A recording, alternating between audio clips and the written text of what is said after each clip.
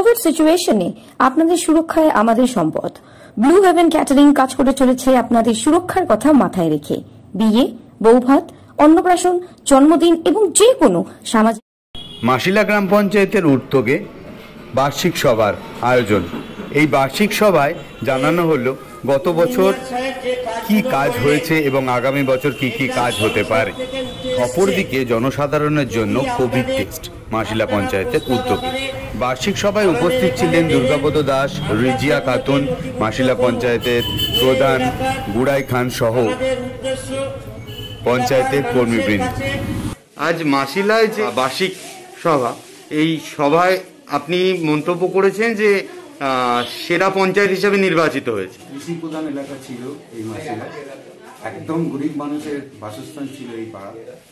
সেই গ্রাম আজকে যেভাবে উন্নতি করছে, রাস্তাঘাট, স্ট্রিট লাইট, গরিব মানুষের যে কোনো উন্নয়নের জন্য শৌচাগার, সমস্ত রকম কাজেতে মাসিলা পঞ্চায়েত এবং তরতাজা যে প্রধান গুড়াই খান, তার কাজেতে আমি শুধু নয় গোটা গ্রাম এত গর্ব অনুভব করছে। সেই জন্যই বলেছি যে শ্রেষ্ঠ গ্রাম পঞ্চায়েতের পুরস্কারটা রাষ্ট্রপতি ভবন থেকে পাওয়ার বাসনা আমার শুধু নয় গোটা মাসিলা গ্রামের রয়েছে। আলো কি জিনিস জানতো না, আজকে রাস্তায় ঘরের ঘরের সামনে কিন্তু স্ট্রিট লাইট হয়ে গেছে, শৌচাগার হয়ে গেছে, ড্রেন হয়ে গেছে।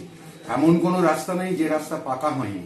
এবং বিরাট একটা প্রকল্পর কাজ শুরু হয়ে গেছে, চলছে 5 কোটি টাকার কাজ, যেটা ধামালিপোল থেকে শুরু করে চলে যাচ্ছে একদম রেল লাইন ধরে। বিরাট রাস্তার কাজ হচ্ছে বেলার অফিস পর্যন্ত। গোড়াই খান দিল্লিতে রাষ্ট্রপতি ভবনে যাবে, তার অপেক্ষায় আমি অন্তত কেন গ্রামের মানুষ করি। আপনার নাম? আমার নাম দুর্গাপদ দাস। অনেক রাস্তা, অনেক পথঘাট এবং ড্রেনেজ ব্যবস্থার সমাধান হয়েছে, আপনি কি বলবেন? দেখুন, 2008 সাল থেকে আমি নির্বাচিত পঞ্চায়েত সমিতির সদস্য, কর্মাধ্যক্ষ 2 টাইম পঞ্চায়েত সমিতি সাঁকরাইল। তো মাসিলার মানুষ 2018 সালে পঞ্চায়েত নির্বাচনে তারা তাদের পছন্দ অনুযায়ী আমাকে ভোটে দাঁড় করিয়েছিল এলাকার মানুষের এলাকার কাজের জন্য। তো সেই কাজ করতে যে তাদের যেটা চাওয়া পাওয়া ছিল, তারা জানতো যে পঞ্চায়েতে কোনো রকমভাবে পরিষেবা দিতে গেলে যে একমাত্র যোগ্য হিসাবে যে আমাকে বেছে নিয়েছে, আমাকে বেছে যে তারা প্রদান করেছে, আমি তাদের ঋণ শোধ করতে পারবো কি না। তবে ঋণটা শোধ তো এইভাবেই করতে হবে। যারা আমাকে প্রদান করেছে তারা অনেক আশাই করেছে, তারা বুক বেঁধেছে যে এলাকার মানুষের কাজ যদি করতে পারে গোড়াই খান করবে। তারা এই প্রধান আমাকে করেছে, আমি তাদের ঋণ শোধ করার জন্য আপ্রাণ চেষ্টা করেছি। কখনো এমপির দরজায় গেছি, কখনো জেলা পরিষদের দরজায় গেছি, কখনো রাজ্যসভার দরজায় গেছি। যে চেষ্টা করেছি যে এলাকায় যেভাবে ডেভেলপ করা যায় দেখা যায়।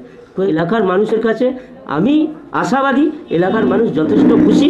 মাসিলা পঞ্চায়েত পরিচালনার ক্ষেত্রে আমার টোটাল টিম মাসিলা পঞ্চায়েতের কাজ করছে এবং মানুষের সুখে দুঃখে আমার সদা সর্বদা আমরা পাশে আছি। আপনার নাম? আমার নাম গোড়াই খান, আমি প্রধান মাসিলা গ্রাম পঞ্চায়েত। অপরদিকে বারংবার কোভিড টেস্ট করে মাসিলা পঞ্চায়েত নজির সৃষ্টি করেছে।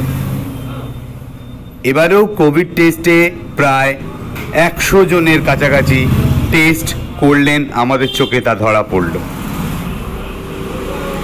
Shankar Bhattacharya, Bengal bulletin news channel.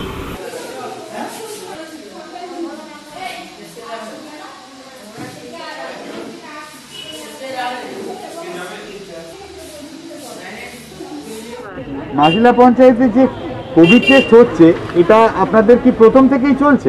প্রথম থেকেই চলছে। এটা মাসে 2 বার আমাদের এই র্যাপিড টেস্টটা হয়। আমাদের এই র্যাপিড টেস্টে বিভিন্ন আমাদের মাসিলা গ্রাম পঞ্চায়েতের পক্ষ থেকে যেরকম মাইক প্রচার হয়, সেরকম আমার অঙ্গনারীর কর্মীরা আছে এবং আশা দিদিরা আছে, পঞ্চায়েত মেম্বাররা আছে। ফিল্ডে যে আমাদের মানুষের কাছে আবেদন করা যে আপনারা আপনাদের নিজেদের শরীরটাকে সুরক্ষিত রাখার জন্যে, পরিবারকে সুরক্ষিত রাখার জন্যে আপনারা আসুন, র্যাপিড টেস্টটা করিয়ে নিন। তাই মোটামুটিভাবে আজকে এখন পর্যন্ত 85 জন টেস্ট হয়ে গেছে। লাইনে আরও 10-12 জন আছে। এবং আপনাদের বলতে পারি যে আমাদের এই র্যাপিড টেস্টের ক্ষেত্রে মাসিলা গ্রাম পঞ্চায়েত প্রতিটা টাইম আমরা টার্গেট ফুলফিল করি। জেলা ব্লক যে আমাদের টার্গেট দেয়, আমরা সকলকে নিয়ে আমরা আমাদের টার্গেট ফুলফিল করি। এই যে র্যাপিড টেস্ট প্রতিটা বাড়িতে প্রতিটা লোকের হবে এবং প্রতিটা মানুষের করতে হবে। তার কারণ যদি আমাদের এইটার ক্ষেত্রে দেখা যাচ্ছে যে লোকটার আমাদের টেস্টে পজিটিভ হচ্ছে, আমরা তাদেরকে জানতে পেরে তাদেরকে হোম আইসোলেশন বা তার যদি শরীর অসুস্থ হয় তাদেরকে হসপিটালাইজড এগুলো আমরা করার জন্য খুব সুবিধা পেতে পারি। আর যদি টেস্টটা না হয় তাহলে অনেক মানুষ বাড়িতে থেকে টেস্টে তাদের এই রোগ ছড়িয়ে যেতে পারে। যারা আশা কর্মীরা, অঙ্গনওয়াড়ি কর্মীরা যারা কাজ করছে, আমি এনাদেরকেও সাধুবাদ জানাই। এনারা না থাকলে আমরা কিন্তু কোনোদিনই আমরা প্রতিটা নিয়ত আমাদের যা কাজ সরকারের যা কাজের পরিধি, এই কাজ আমরা করে সফল হয়ে উঠতে পারবো না। ভবিষ্যতে যদি ভ্যাকসিন আসে বা তখন কিভাবে আপনারা কাজ করবেন? যদি ভবিষ্যতে যদি ভ্যাকসিন আসে, সরকারের যে চিন্তাধারা রয়েছে, আগে স্বাস্থ্যকর্মী, যারা আশাকর্মী এবং যারা অঙ্গনওয়াড়ি কর্মী, যারা ফিল্ড লেভেলে কাজ করে তাদেরকে আগে দেওয়া, ঠিক আছে? তারপরে যেরকম আমাদের সরকারি নির্দেশনামা আসবে আমরা সেই নির্দেশনামাকে পালন করব। আপনার নাম? আমার নাম গোরাই খান, আমি প্রধান মাছিলা গ্রাম পঞ্চায়েত।